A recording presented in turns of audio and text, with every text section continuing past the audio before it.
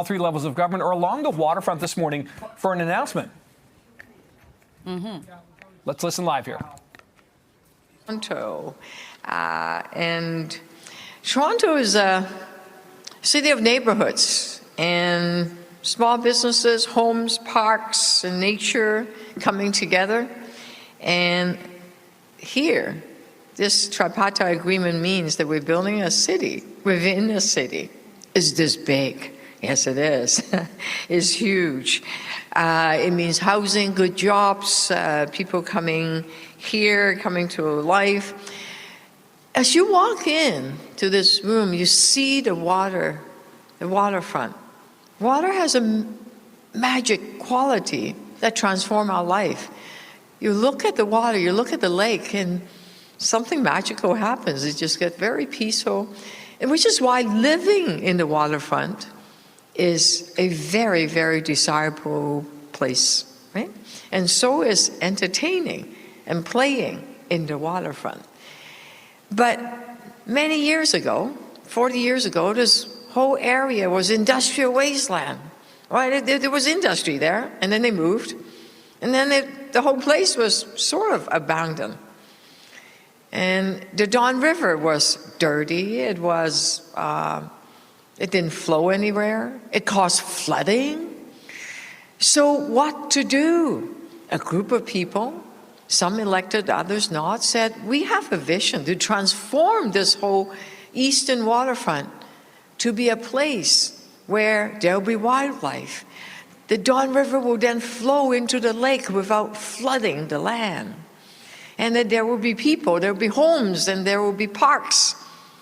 Well, guess what? Through the years, with different levels of government coming together, the Don River is now flowing into the lake, which means that it's not flooding neighborhoods so East Harbor, the island can now have people on it, right? We can build housing on it.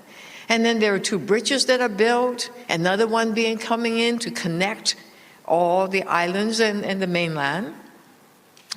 And art is coming in. Ken Monkman, a very international famous artist, is designing something for the art trail. And today is historic. Why? Because you can have all the land ready. You can have all the developers, and I see some of them, they're here, ready to build the housing. Everything is ready, but if you don't have the infrastructure, you don't have the roads and the pipes and the sewage, how are you going to build the homes? How are you going to have the parks?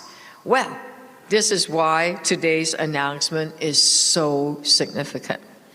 With the 3 levels of government coming together, protecting the East Harbor from flooding, and building all the infrastructure, most of the infrastructure, guess what?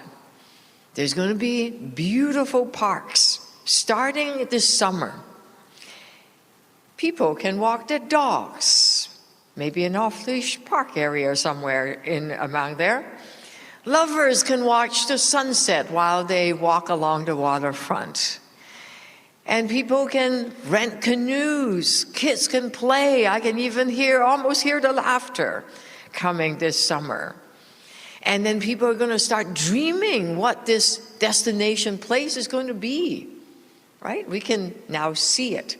It is possible, where there will be 1.7 million visitors coming here in this area. I thought, wow, thousands of tourists flocking with events, festivals, attractions coming. But most important, because the city of Toronto is famous for neighborhoods, we are going to be unlocking all these buildings. How many? 14,000 homes with 25,000 Torontonians moving in. The construction is going to start next year, and people are going to start moving in 2030. Imagine what it would be like. Yes, the people would be coming, tourists visiting, but this whole area, whether it's quayside or on the island, is going to be filled with families, homes. It is just incredible. The wildlife, the birds and the fish and the animals are all returning. Cherry trees, black cherry trees are being planted. And this waterfront has been an indigenous placemaking. Thank you to the chief and councillors here and everyone. This park is going to be called, it's called Badish. Okay. Badasagay, I should know that. Badasagay Park. And Omegan Minising is going to be the island's name. It is already. Okay, I've been listening in as Mayor Olivia Chow makes another announcement about the waterfront. $975 million to speed up Waterfront Toronto's revitalization plan, creating 14,000 new homes. The government's supposed to say this investment will create approximately 100,000 skilled trades jobs. So we'll keep an eye on this announcement. Courtney Heels is in fact there. We'll have more from her throughout the morning.